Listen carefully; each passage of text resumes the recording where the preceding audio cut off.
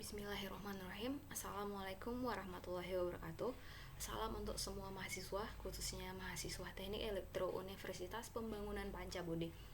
Baik, pada kesempatan kali ini kita akan memulai perkuliahan untuk pertemuan kedua kita di mata kuliah metode numerik dengan materi persamaan nonlinear.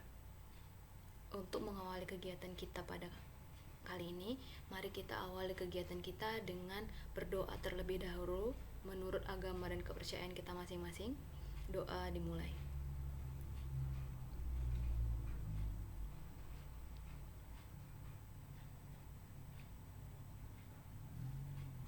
Doa selesai.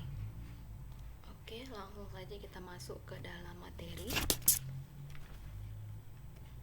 Jadi, persamaan nonlinear itu ada terbagi 6 metode. Yang pertama ada metode tabel, metode biseksi, ada metode regula falsi, metode iterasi sederhana, metode Newton-Raphson, ada metode secant. Nah, di persamaan nonlinear ini kita menentukan akar-akar persamaan nonlinear. Kemudian akar sebuah persamaan fx sama dengan 0 adalah nilai-nilai x yang menyebabkan nilai fx sama dengan 0. Jadi akar persamaan fx adalah titik potong antara kurva fx dan sumbu x. Oke, ini adalah kurva dari persamaan nonlinear. Kenapa dibilang nonlinear? Karena kalau kurva linear itu kan kurva yang lurus ya, lurus. Nah, jadi kalau persamaan nonlinear itu yang kurvanya yang tidak lurus, yang bengkok sini, yang gini gitu. Nah, itulah persamaan nonlinear. Nah, penyelesaian persamaan linear mx tambah c sama dengan 0, di mana m dan c adalah konstanta, dapat dihitung dengan mx tambah c sama dengan 0. Kemudian x-nya adalah minus c per m. Kemudian penyelesaian persamaan kuadrat ax kuadrat ditambah bx tambah c sama 0 itu kita dapat hitungnya dengan menggunakan rumus ABC. X1 2 sama dengan min b plus minus akar dari b kuadrat kurang 4c per 2a. Nah, jadi penyelesaian persamaan linear itu ada terbagi menjadi dua, ada dengan metode tertutup dan metode terbuka. Nah, di dalam metode tertutup ini kita mencari akar pada range A hingga B tertentu. Dalam range A hingga B ini dipastikan terdapat satu akar, kemudian hasilnya selalu konvergen atau disebut juga metode tertutup itu metode konvergen. Kemudian ada metode terbuka. Diperlukan tebakan awal xn dipakai untuk menghitung xn tambah 1. Kemudian hasil dapat konvergen atau divergen. Jadi di dalam metode tertutup itu, tadi kan di dalam metode di dalam penyelesaian linear ada 6 kan, ada metode tabel, biseksi, ini kan dibagi menjadi dua lagi, metode tertutup dan terbuka. Nah, di dalam metode tertutup ini ada 3 bagian, ada 3 cara metode lagi. Yang pertama ada metode tabel, metode biseksi, dan metode regula falsi. Yang kedua, metode terbuka itu yang termasuk di dalamnya adalah metode iterasi sederhana, metode Newton-Raphson, ada metode secant. Jadi teoremanya tuh suatu range x A hingga B mempunyai akar bila FA dan FB berlawanan tanda atau memenuhi FA dikali FB kurang dari 0 ataupun FA dikali FB itu negatif. Maksudnya berlawanan tanda yang FA-nya positif, FB-nya negatif, seperti itu. Jadi teorema di atas dapat dijelaskan dengan grafik-grafik sebagai berikut. Gambar yang pertama itu, lihat titik FA-nya itu dipositifkan karena di atas dari titik X, di atas dari garis FA positif dan FB di bawah garis itu negatif. Jadi FA dikali FB itu negatif ataupun kurang dari 0. Maka terdapat akarnya. Kalau lihat gambar yang kedua, titik FA dan titik FB itu positif di atas garis X. Jadi FA dikali FB lebih dari 0 ataupun positif, maka pada range A X sama dengan A hingga B tidak dapat dikatakan terdapat akar. Jadi yang pertama ini kita fokus ke dalam metode tabel atau tabulasi. Metode tabel ini atau pembagian area. di mana untuk X di antara A dan B dibagi sebanyak N bagian, dan pada masing-masing bagian dihitung nilai fx sehingga diperoleh tabel sebagai berikut. Lihat, ada kolom X dan kolom fx. X yang pertama itu kita misalkan A, berarti A jadi FA, X1 menjadi fx1, X2 menjadi fx2, hingga Xn itu kita buat fxn ataupun Xn nya kita ubah menjadi B, menjadi FB. Jadi metode tabel atau tabulasi ini cara mengerjakannya ada 6 step. Step yang pertama itu definisikan fungsi fx-nya. Kemudian tentukan range untuk x berupa batas bawah dan batas atasnya. Biasanya sih ini dikasih tahu di dalam soal ya, batas atas dan batas bawahnya. Kemudian tentukan jumlah pembagian n. Hitung step pembagi h. Yang kelima untuk i-nya 0 sampai n itu hitung xi sama dengan x bawah tambah i kali h, dan yi sama dengan fxi. Yang terakhir itu untuk i sama dengan 0 dicari k, di mana bila fxk sama dengan 0 maka xk adalah penyelesaiannya, sudah selesai. Tapi jika fxk dikali fxk tambah 1 kurang dari 0 atau masih negatif, maka yang pertama itu nilai mutlak dari fxk kurang dari fxk tambah 1, maka xk adalah penyelesaian.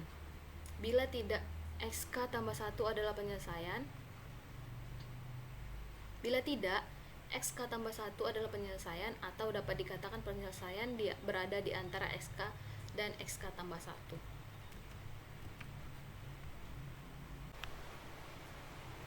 Oke, kita masuk ke dalam contoh. Selesaikan persamaan x pangkat 3 ditambah 4x dikurang 6 sama dengan 0 dengan range 1 hingga 2.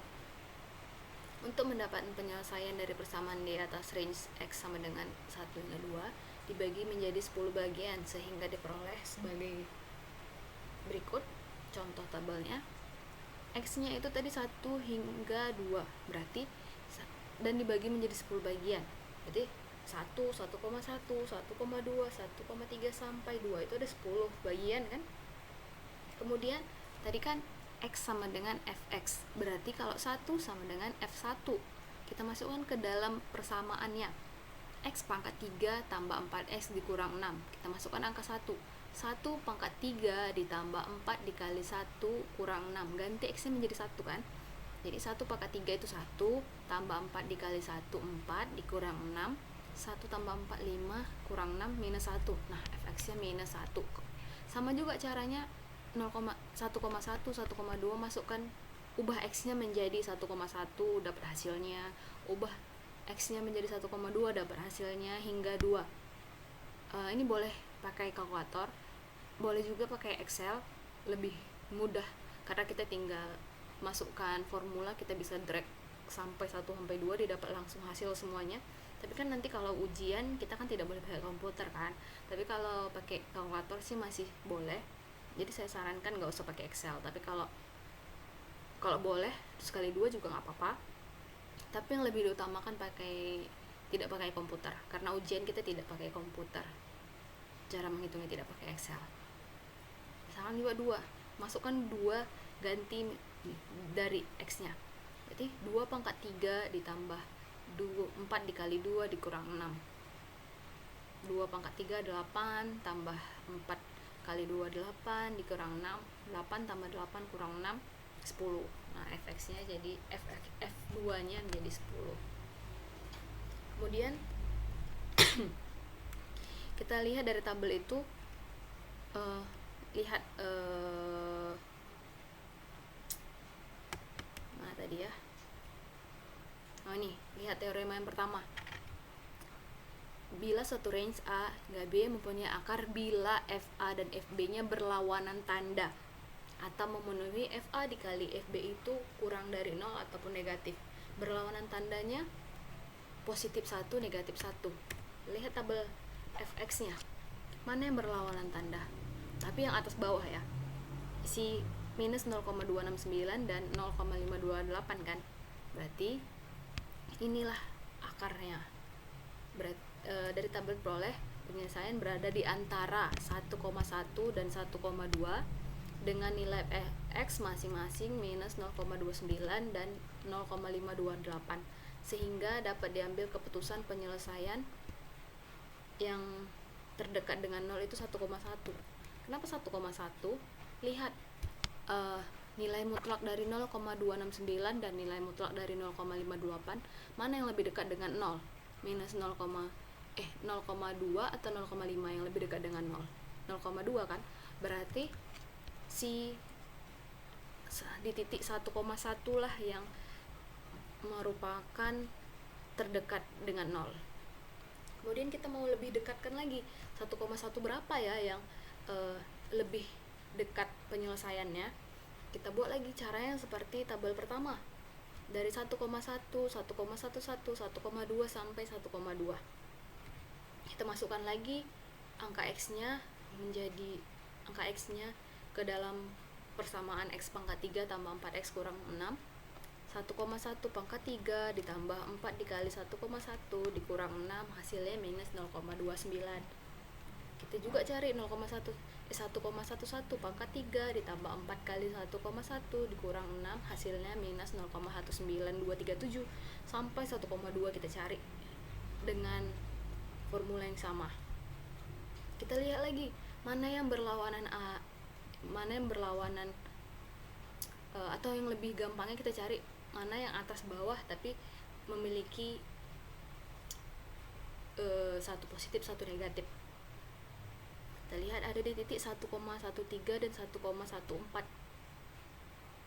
Karena di 1,13 itu minus 0,371 dan di 1,14 ada 0,041544. Kan berbeda tanda kan antara 1,13 dan 1,14. Maka diperoleh fx terdekat dengan 0 itu pada 1,13 karena lebih mendekati 0,03 ke 0 daripada 0,04 ke 0 ya. Jadi X sama dengan 1,13 adalah terdekat dengan 0 dengan fx-nya minus 0,031. Oke, kita masuk ke dalam kelemahan metode tabel atau tabulasi. Jadi metode tabel ini secara umum sulit mendapatkan penyelesaian dengan error yang kecil. Karena itu metode ini tidak terlalu digunakan dalam penyelesaian persamaan nonlinear. Tapi metode ini digunakan sebagai taksiran awal mengetahui area penyelesaian yang benar sebelum menggunakan metode yang lebih baik dalam menentukan penyelesaiannya. Oke, sekian untuk materi tentang metode tabel, materi yang kedua, dan sampai jumpa di pertemuan berikutnya. Pertemuan berikutnya kita akan membahas tentang metode tertutup lagi, tapi kita dengan metode yang berbeda, yaitu metode biseksi dan metode regulavasi. Mohon maaf kalau ada salah-salah kata, salah-salah perbuatan, salah-salah pengucapan. Tetap sehat, tetap belajar. Sampai ketemu di pertemuan selanjutnya. Billahi taufiq wal hidayah. Wassalamualaikum warahmatullahi wabarakatuh.